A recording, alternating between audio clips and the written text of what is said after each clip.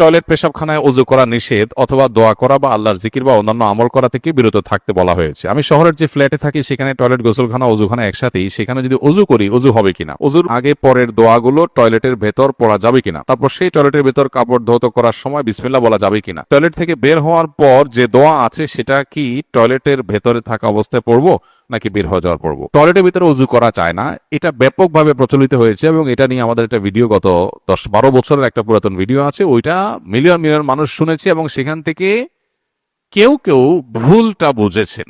আর সেটা হলো টয়লেটে ওযু করা যায় না। মূলত টয়লেটে আল্লাহর নাম নেওয়া যায় না, মুখে উচ্চারণ করা যায় না টয়লেটে, কারণ নোংরা জায়গা আল্লাহর নাম উচ্চারণ করা মাকরু। এখন কথা হলো ওযুর মধ্যেও যেহেতু বিসমিল্লাহ বলতে হয়, ওযুর অংশ বিসমিল্লাহ বলে শুরু করা, এই জন্য ঘুরে ফিরে বলা যায় যে টয়লেটে ওযু করা যায় না এ অর্থে। কিন্তু কেউ যদি বিসমিল্লাহ মনে মনে বলে, ওকে, সে ওযু করতে পারে টয়লেটে। আর যদি কারোর বাসায় টয়লেটের বিকল্প না থাকে, তো একটা বেসিন তো অন্তত বাইরে থাকে, একটা বেসিনও বাইরে নাই, এরকম বাসা কয়টা আছে? একটা বেসিন, একটা টেপও কি নাই? তাহলে আপনি বাইরে যে বেসিন আছে ওটাতে বিসমিল্লাহ বলে ওযু শুরু করেন, কুলি করেন, হাত ধন, মুখ ধন, পাওটা আপনি টয়লেটে যায় ধন, শেষ।